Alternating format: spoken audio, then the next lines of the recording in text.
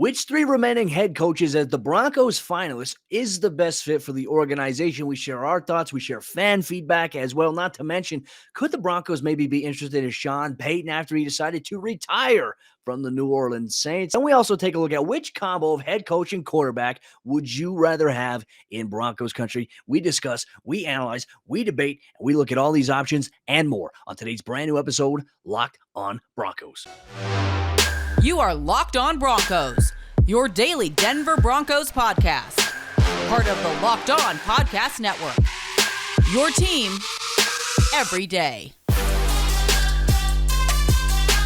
What's up, Broncos country? Welcome back into a brand new episode of Locked on Broncos, your daily Denver Broncos podcast here on the Locked on NFL Network, your team every day from the South Stands to the end zone. I'm your host, as always, Cody Roark, joined alongside by my co-host, Sayre Bedinger. Both of us, we cover the Denver Broncos for the Locked on Network and 9 News. Thank you, Broncos country, for making Locked on Broncos your first listen of the day every single day. And also, you can get this podcast free and available everywhere you get your podcast in audio format. And if you're watching us here on YouTube, go ahead and hit that subscribe button, turn on notifications so you never miss out on a day's worth of Denver Broncos news, content, and coverage here, courtesy of Locked on Broncos. Today's episode of the show is brought to you by our good friends over there, onlinegambling.com, the place to be for all the latest gambling news and tips throughout the NFL playoffs. Visit onlinegambling.com/NFL to get the edge over the competition throughout this year's NFL playoffs. Sayre, my friend, hey, it's great to see you again. We got a lot to talk about today. No head coaching decision has been made just yet for the Broncos organization. However, there are 3 finalists remaining that we've talked about here on the show. We've got Planegate. We got reporters hiding in bushes at airports to see when flights take off. We got people tracking flights online. It is wild, and that's when you know things are getting real for Broncos country. You know it's getting real when we're tracking flight information, especially when the flights keep getting delayed, right? That was fun on Monday night to kind of be monitoring when's that flight going from Centennial to Green Bay and seeing when if Hackett was going to leave, which, at the time of we were recording our episode yesterday, Cody, I don't believe we knew that Hackett was going to be in Denver for his second interview. So we talked about the fact that Dan Quinn was coming in for a second interview, but the Broncos brought in Hackett first, and they had him there for like 8 hours. So really, really intrigued. Like we talked about this, and it turned out to be fortunate for us. So we kind of talked about what's the purpose of the second interview? What are they trying to learn? What are they trying to do? So we talked about that on yesterday's show. So I would encourage everyone to go back and listen to that for some context on maybe what might have gone down on Monday. But I think the longer that it went on, the more I'm sitting there thinking like, all right, are they putting pen to paper? But obviously that didn't happen. So here we sit, another day, massive coaching news in the NFL, but not for the Denver Broncos just yet. Not yet, but I do think it is coming in the next week and a half. Could happen this week here, but obviously I think the one contingency factor, Dan Quinn, we already knew Sunday he was going to get a second interview. That day has not yet been ironed out. I anticipate my speculation would be on Thursday. So if you're listening to this on Thursday morning, maybe today he flies in. He's been going around to various places doing other interviews, and there's some more openings that open up. Obviously, the New Orleans Saints is now a destination that will be needing a new head coach. Sayre and I are going to touch on that here in a little bit from a Broncos perspective. We're also going to do a little bit of a mailbag today. We received a lot of questions, Sayre, from people asking us, who we thought offensive coordinator options would be, defensive coordinator options would be. Ladies and gentlemen, we have episodes dedicated to that literally from a couple of days ago. So be sure to go back and check that out if you want to hear Sayre and I's insight on that. But which 3 of the remaining head coaches would be the best fit for the Broncos? And Sayre, I think you and I are both kind of on the same page. Like, we think this is a pretty good pool of finalists here. Dan Quinn, we know the second interview will take place this week. Nathaniel Hackett, Planegate, second interview is finally completed. There was a portion of the fan base, and I think it's a good point to kind of think about the fact that his flight kept getting pushed back a little bit. Look, my anticipation, I felt like they were probably getting dinner at Shanahan's, and probably he was getting the steak, or as our good friend Andrew Mason was tracking the flights, said maybe the seared ahi. So we'll see if that's the case. I'll see if things kind of come to fruition, but there is a chance that he could be the favorite for the Broncos head coaching job. There is another candidate, though, Sayre, and that is Kevin O'Connell, as we talked about yesterday, as a potential dark horse head coaching candidate for the team. The only issue with Kevin O'Connell right now for the Denver Broncos, and maybe why they may not make their decision decision this week, they cannot interview him, not even in Zoom this week. They have to wait till after the NFC Championship game. Whether the Rams go on to win the Super Bowl or not, they can interview him after the weekend between January 31st to February 5th. That's the only time that they can get that done. They can't do it right now. They can't do it tomorrow. So something to keep an eye on. And if the Broncos wait that long, Sayre, it tells me one thing. It tells me that the Broncos are seriously considering a guy like him, or they're just giving him the courtesy of being able to interview for a second time, and then they're going to make their decision. However, the pressure is on because look, guys like Dan Quinn, Nathaniel Hackett, I don't think Hackett has as much pressure for the Broncos as Dan Quinn does. If the Broncos really want Dan Quinn, he's being sought out by many other teams. So, Sayre, in your opinion, who would be the best fit for the Denver Broncos, in your opinion? Well, I'm going to circle back to an opinion that I shared back in December when we talked about just the potential that Fangio might be fired by the Denver Broncos, which he was. I feel like the best candidate for the Broncos is a guy that they can utilize in quarterback development going forward. And I think obviously with the offense being as bad as it's been, for the last 6 years, you really have to prioritize that. And I know and I understand leadership is a primary quality that George Paton is looking for. Look, he didn't come out and say, I'm looking for an offensive-minded head coach who is also a great leader. No, he came out and he said, I'm looking for a coach who is a great leader, first and foremost, offensive or defensive. But to me, you look at the weakness of the Denver Broncos and you look at the path to any sort of success in their division, in the AFC as a conference as a whole, or in the NFL right now. What did we just see on Sunday night? You've got to be able to score 43 points when the Kansas City Chiefs put up 42. That's what you have to be able to do. And in order to do that, Cody, I just feel like you have to have somebody that's going to be able to adapt with your offense as time goes along. Whether you have Aaron Rodgers, whether you have Russell Wilson, whether you have to run it back with Drew Lock, whether you have to do it with a rookie, whatever the case may be, you need a guy in there or gal in there, whatever. Obviously, they're only interviewing guys right now, but eventually you need somebody in there that can adapt with the times of the NFL to put up a ton of points. And in this case, to me, that guy is Nathaniel Hackett. He looks like a guy who could coach any different type of quarterback, in my opinion. I know that people are coming at me on Twitter saying, well, what about EJ Manuel? What about Blake Bortles? What about this, that, and the other? I'm like, look, he's done a great job in recent years, and he's been building up his portfolio up until this point. We can't judge him based on his lack of success with EJ Manuel. Are you kidding me? That doesn't show that he's not a great head coach. And so that's what I think. I'm circling back to this. I think that Nathaniel Hackett is the best candidate for the Broncos based on the fact we know he can work with young quarterbacks. We know that he can work with a superstar quarterback, and that superstar just happens to really, really like him. So I think it's Nathaniel Hackett personally, Cody, but maybe that's just me, and maybe everybody else, and maybe I'm dead wrong about him.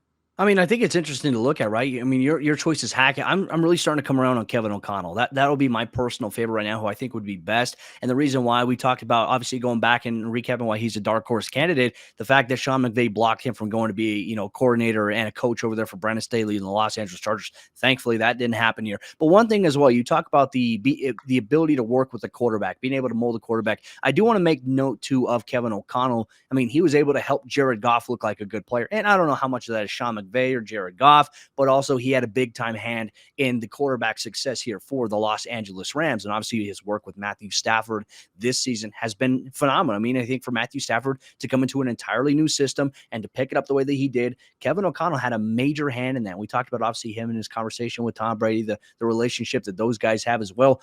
I feel like he might be a better option. If the Broncos are going for a guy, maybe the belief is that he can be a leader, not only just for the team, but also for a quarterback, and he can help out in the department that the Broncos need the most, the offensive side of the ball. Sayre, one thing is for certain, one of these three guys will be the finalist and will be the next Broncos head coach. Who will it be, though? That is the question that we are waiting to be answered here. We're waiting it patiently here at Lockdown Broncos, and we'll do an emergency podcast when the hire does happen, whenever that may be, even if it's at 12 o'clock at night. We have you covered, which I hope that the Broncos wouldn't make us do that. But then again, you never know these days, Sayre. But Broncos country coming up here in just a moment. We're going to talk about another coach who decided to to hang it up. And could it be for a year? Could he potentially be persuaded to go elsewhere? We talk about Sean Payton's departure from the New Orleans Saints and maybe tying some Broncos aspects to it coming up here in just a moment. But before we do that, let me tell you about the sponsor of today's episode, Locked On Broncos. Ladies and gentlemen, it's our good friends over there, onlinegambling.com. Now, my Super Bowl prediction was the Green Bay Packers against the Cincinnati Bengals. The Packers are out. The Bengals have a chance to win. So I'm going to stay put here, stay on course here with the Bengals being there, but maybe it's going to be the Bengals versus the LA Rams. And online gambling is a great way to be able to check that out today and also even put some money on it for your Super Bowl prediction, ladies and gentlemen. And Broncos fans, we're all looking for an edge these days, and I'd like to thank Online Gambling for sponsoring today's episode, Locked On Broncos. If you don't know already, onlinegambling.com is a website that's dedicated to giving bettors the edge throughout the NFL playoffs, and they're providing you with the best NFL tips, news, and more to help make your bets as informed as ever. That's extremely important. And at the beginning of the playoffs, the experts at onlinegambling.com asked me to show off my prediction skills and pick my Super Bowl finalists, which were the Bengals, which were the Packers. Well, now they've kindly given me one last chance to change my picks heading into the conference championships. And as I said, I'm going with the Bengals and I'm going with the Rams in the Super Bowl. If you're planning on placing a bet during the playoffs, make sure that you head to onlinegambling.com before you do. Onlinegambling.com once again gives bettors the edge by providing their best and most trusted experience online all day, every day. That includes their OG tip section where you'll find their own Super Bowl picks as well as the inside track on how to beat the odds throughout the NFL playoffs. Make sure you visit onlinegambling.com/NFL for all the latest gambling news, tips, and odds to give you the edge throughout the playoffs. Remember, onlinegambling.com/NFL to make the most of this year's playoffs. All right, Sayre, as we jump into the second half action on today's episode, Locked On Broncos. Once again, Broncos country, thank you so much for making Locked On Broncos your first listen of the day. If you don't do that already, here's what you can do. When you wake up in the morning and you're working out, you're making breakfast, or you're driving to work, turn on the Locked On Broncos podcast for all the things that you need for daily Denver Broncos news, content, and coverage from an objective point of view where we look at every side of the coin for you, the avid listeners in Broncos country. Sayre, continuing on today, we had some interesting news yesterday as Sean Payton suddenly announced his retirement from the New Orleans Saints. He's stepping away from the Saints, as that's what the term is being called right now. However, when you look at the New Orleans Saints, where they're at with Sean Payton departing, it opens up some opportunities potentially for George Paton and the Denver Broncos to maybe add some pieces, because as we know, the New Orleans Saints salary cap situation, Sayre, it is brutal. Right now, they're expected to be minus $60 million in salary cap purgatory, essentially, coming into this next season as free agency approaches. That is not a place that you want to be. So with Sean Payton leaving, they're going to need a new head coach. They have no quarterback. Their quarterback right now is Ian Book. It points to all signs of there being a rebuild there in New Orleans. So from our standpoint, right, we're very forward thinking. You think like a general manager, I think like a coach, and as a player, I'm looking at this as an opportunity for the Broncos to maybe pick up the phone and say, hey, we know you guys are about to embrace a rebuild. We need some help at certain positions. Let's take a look at one of these options. Who do you think maybe the Broncos, if you were George Paton at this point in time, looking at the situation developing in New Orleans, who would you call and maybe inquire about maybe potentially getting on the Denver Broncos from that roster? Ooh, I love it. This is my favorite kind of stuff to talk about, Cody. And I mean, certainly, it's certainly worth discussing, because that 60 million or however many millions it is not just going to come up and pop up out of thin air for these guys. They're going to, I mean, they've had cap issues now for 2 years in a row. So I think the Broncos could definitely take advantage. First and foremost, you want to take a look at Ryan Ramcheck, who there were trade rumors involving him. I don't think anything necessarily substantial, but because the Saints have kind of been in cap trouble for quite a bit of time, I mean, his name has popped up pretty consistently. And frankly, I mean, everybody's scared off by his price tag. I think he's roughly $18 to $19 million.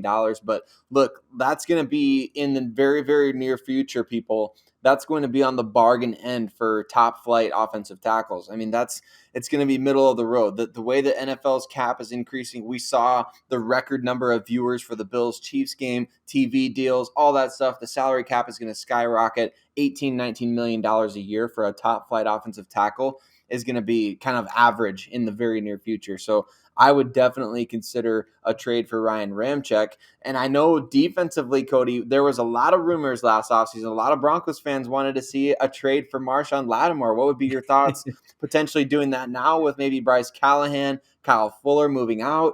What are your thoughts on that potentially? I feel like it'd be very hard right now for the Broncos to do that for Latimer, because if I'm not mistaken, he just in season or before the season, I think he just signed an extension to stay on with the Saints. Big money deal. Now, also another thing too, they just signed a contract extension with Taysom Hill. and they are going to be in just cap hell without a quarterback. They're going to have to trade some guys away. Marshawn Latimer is an intriguing option. Maybe even Chauncey Gardner-Johnson. He's a pest, right? He's got that Aqib Talib dog mentality. If the Broncos are really looking for a premier nickel cornerback, well, there is a guy that you can maybe pick up the phone and call for. But how crazy would it be for all the Broncos fans that when Garrett Bowles was drafted wanted Ryan Ramcheck? Now they might have a chance. What if they had both of them? That would be very intriguing. Man. But could Ramcheck help take the Broncos to the next level on the offensive side of the ball, right? If you're going to try to get a quarterback, you might want to have that, right tackle is a big question right now for the Broncos approaching this offseason. We have no clarity as to whether or not Bobby Massey will be back or Calvin Anderson, what their plan is to maybe transition him there, or if they're looking in the NFL draft, where that may be. But if you do make a trade, I mean, even like Cam Jordan's available. I mean, I think the Broncos would maybe need some pass rush help. They could look at that, but I feel like trading for any of these premier players for the New Orleans Saints is going to cost top dollar, right? So how would that impact you potentially if you're George Paton, maybe trying to trade for a quarterback like a Russell Wilson or an Aaron Rodgers? I mean, if you don't do that and you want to go the NFL draft route with a quarterback, well then, Sayre, I think that your opportunities to do just that, to be able to acquire guys like that, I think it is feasible for Denver, for George Paton. So, hey, you know what it provides? Flexibility. What is one thing we know? George Paton, he loves flexibility. He loves the opportunity to be able to maybe expand his options, have a plan A, B, C, D, and E, always looking ahead. If this doesn't work out, we could try this. I like that from George Paton. You and I are very forward thinking in that same regard there as well. So I want to pose another question to you here. And I think this is kind of unrealistic from where we're at, but you never know here. Sean Payton is still technically, even if he retires, under contract to the New Orleans Saints. If, in fact, could the Broncos try to convince him to come coach in Denver? Would that be a destination that he'd be wanting to do? I don't know how Broncos fans would feel about that. I mean, he's a really good coach, right? I mean, he's fantastic. I think the pros and cons, when we weigh the argument, you can say that they never really also had a plan as well for life after Drew Brees. They brought in Jameis Winston. That's fantastic. But they had Taysom Hill. And we knew that Sean Payton had this tendency to kind of impact and ruin offensive drives by putting Taysom Hill in when they got into the red zone after they were driving all the way down the field without him. I don't know if I'd want necessarily Sean Payton as the coach in Denver. But then again, you never know. And if the Broncos were to want him, if he had interest, they would have to trade potentially draft picks to be able to get Sean Payton. I don't think that would be worth it. But then again, I'm open to discussion. Do you think it would be worth it? I can't think of anything less exciting to trade draft picks for than a coach. My goodness, it just sounds terrible. Unless we're talking about like a McVay or something like that. I remember when John Gruden was traded. That was really something else. But yeah, I definitely think it's something to consider. Also something to consider in this, Cody, just the fact that Sean Payton steps down. Remember when just a few weeks ago there was a list leaked about Russell Wilson's potential preferred trade destinations? The Saints were on that list. I feel like Sean Payton is a big reason why, Russell Wilson would have wanted to go to the New Orleans Saints. And the fact that he's not there, I think, helps clear the path for the Denver Broncos. Like you said, now that the Saints are in rebuild mode, even if the Broncos aren't a team that would go after Sean Payton, and I think that some teams will, like maybe the Dallas Cowboys, who he coached for right before he went to the Saints. But even if the Broncos don't try to trade for Sean Payton, I feel like this impacts the Broncos offseason in a substantial way, because just Payton being there, you kind of get the idea or the impression that the Saints will want to be more aggressive in terms of getting, a championship team put together. Now, like you said, without him there, it does feel like a rebuild could be on the way. And the reason for him stepping down, we don't know exactly the reason for it. Maybe he's interested in another NFL city. Maybe he wants to take a year off, or maybe, just maybe, he wasn't on board with the idea of rebuilding the roster and didn't want to be there for that. So I feel like he obviously has a great legacy in New Orleans, and he may coach for another team this coming season, but I don't see it being the Denver Broncos. I wouldn't trade certainly for him. Like you said, he's under contract, but it's interesting to talk about. It's interesting to think about, but I do think, Cody, for sure, it does substantially impact the Broncos offseason for sure. That gives him an opportunity to maybe take a look at one of these potential franchise quarterbacks that could be on the trade market here this offseason. We're actually going to talk about that. Which combo of head coach and quarterback would Broncos country want? That's one question we got in from a mailbag. We're going to answer that coming up here in just a moment. But real quick, before we do that, let me tell you about Get Upside, one of the sponsors of today's episode, Locked On Broncos. And it's an incredible app where everyone who buys gas, you need to know about it. Get Upside. Listeners of Locked On Broncos are earning cash back for every gallon of gas and every time that they fill up. Just download the free Get Upside app today in the App Store or Google Play right right now and use promo code touchdown for up to 25 cents per gallon or more on your first tank fill up today. Cash back. Don't pay full price at the pump anymore. Get cash back using Get Upside. Just download the app for free. Use promo code touchdown for 25 cents per gallon or more on your first tank. And some people who drive a lot are making as much as $200 to $300 a year in cash back. And there is no catch. The cash back gets added right to your account, and you can cash out anytime to your bank account, PayPal, or an e-gift card brand for Amazon and other brands. Just download the free Get Upside app and use promo code touchdown to get 25 cents per gallon or more cash back on your first tank. That's code touchdown today. And our good friends over there at Built Bar, ladies and gentlemen, the best tasting protein bar that is out there on the market. It is hard hitting. It is clutch when you need it to be. And especially if you need a little bit of extra fuel to get you through your day, Built Bar comes in clutch when you need it the most. Ladies and gentlemen, the bars are covered in 100% milk chocolate. They're soft and they're easy to chew.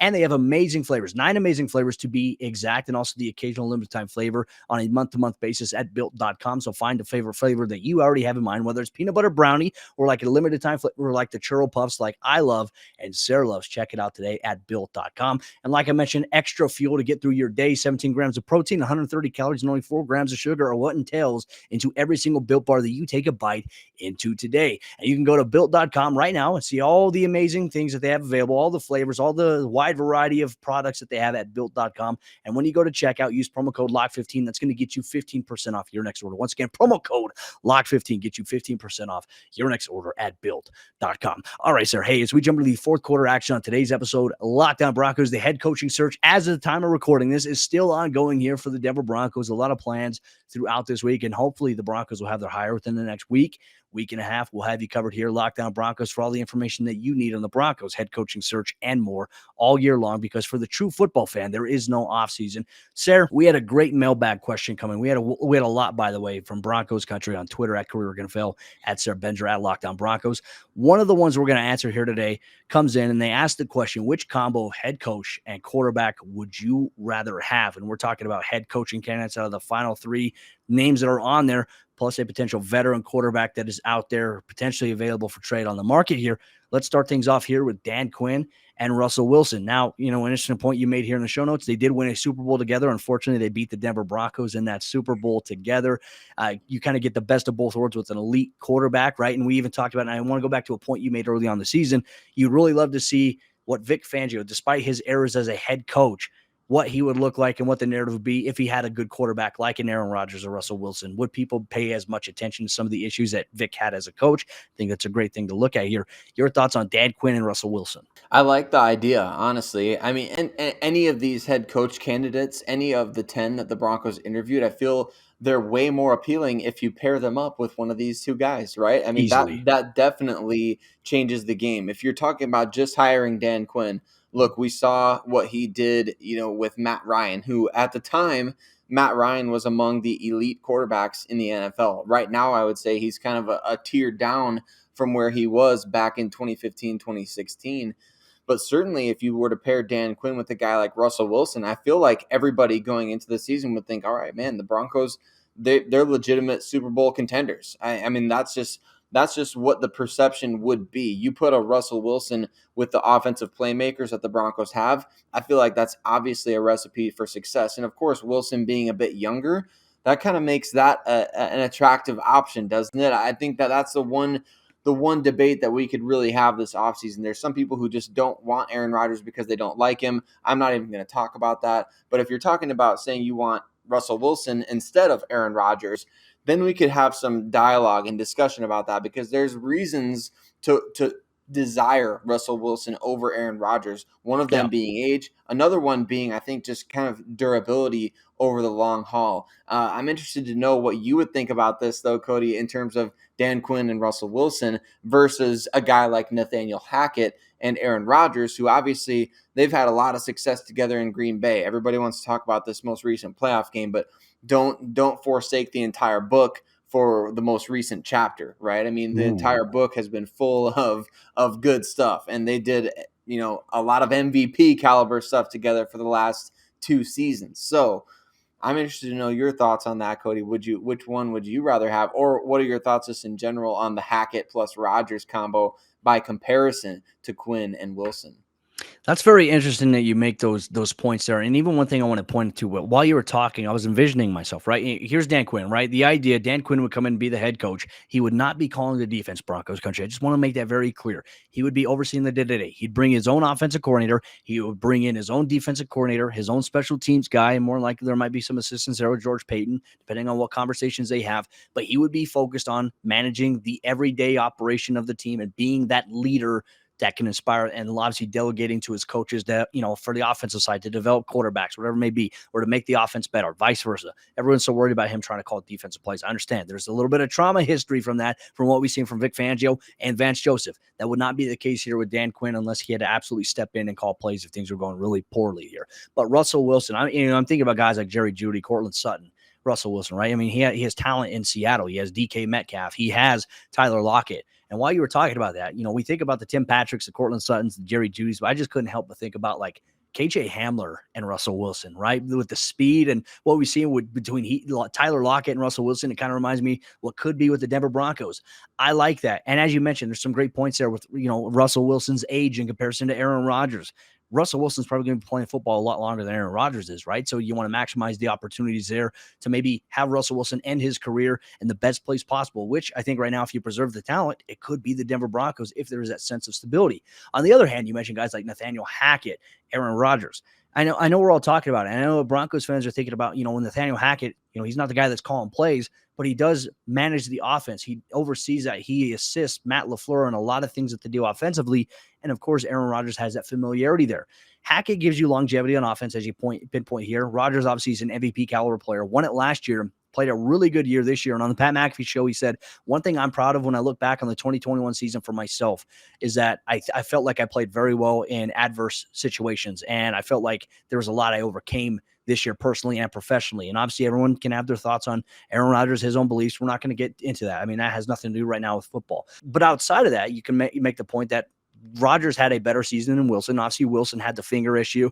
Probably came back a little bit too early from that. I think that impacted his play down the stretch. So, I don't know. I feel like at this point, I would take a Dan Quinn and a Russell Wilson right now, probably over Nathaniel Hackett and Aaron Rodgers. And I think for Broncos country, Sayre, it's a great question to pose to them. Who would you rather take out of Dan Quinn, Russell Wilson paired together versus Nathaniel Hackett, Aaron Rodgers? Who are you going with? What would be your choice? Let us know in the comment section down below here on YouTube. Also, tweet us on Twitter at Cody Roark NFL, at Sayre Bedinger, at Lockdown Broncos. It is our question of the day here on the Lockdown Broncos podcast. But with that said, ladies and gentlemen, thank you so much for tuning in to a brand new episode of the show here today. Both Sayre Bedinger and myself will be back tomorrow with a brand new episode of the show, free and available everywhere you get your podcast, your favorite podcasting platforms. If you want to watch us on YouTube, we have you covered here as well. The Lockdown Broncos podcast. We appreciate you so much, Broncos country. Once again, thank you so much for making Lockdown Broncos your first listen of the day. We'll see you tomorrow for a brand new episode of the show.